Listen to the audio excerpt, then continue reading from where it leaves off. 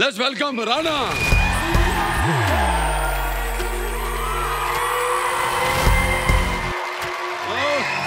Boss, how are you, boss? How are you, boss?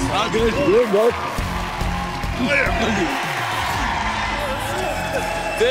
History repeats. One more time. Completely. ఏంటిది? First time ఇలానే చేసాం. ఇలా చేసాం. కానీ అప్పుడు షో నాది, ఇప్పుడు షో కూడా మీదే. Okay. Unstoppable, sir. Unstoppable.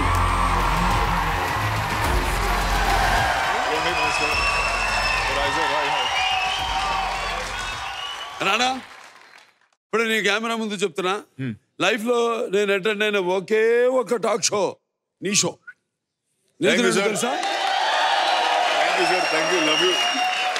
Reason ఏంటో తెలుసా? రానా దగ్గుబాటి ఈజ్ ద రీజన్.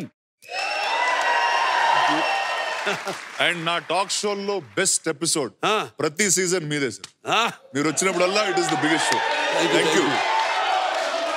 నేనా కొత్తగా చెప్తామంటే బాలకృష్ణ అంటేనే బెస్ట్.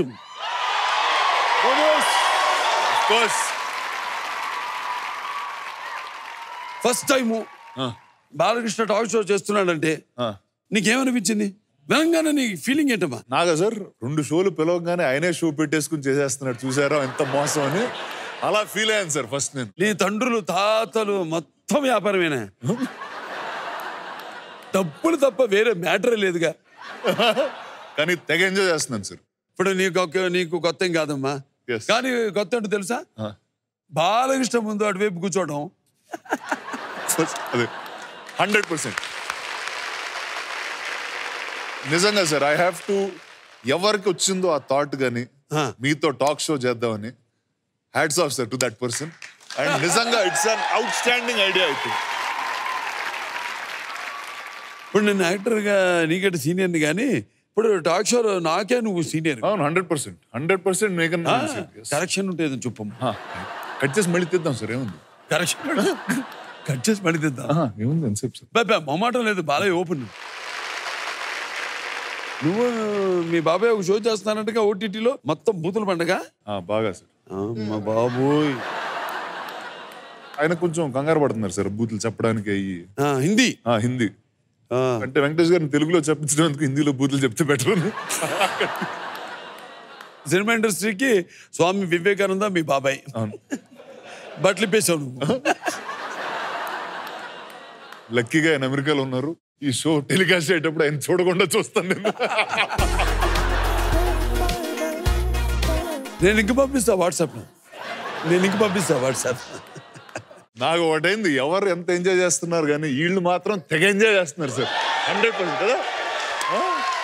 సరేగానమ్మా. ఇప్పుడు ఎప్పుడు ఏదో కొత్త పని చేస్తుంటాం సార్.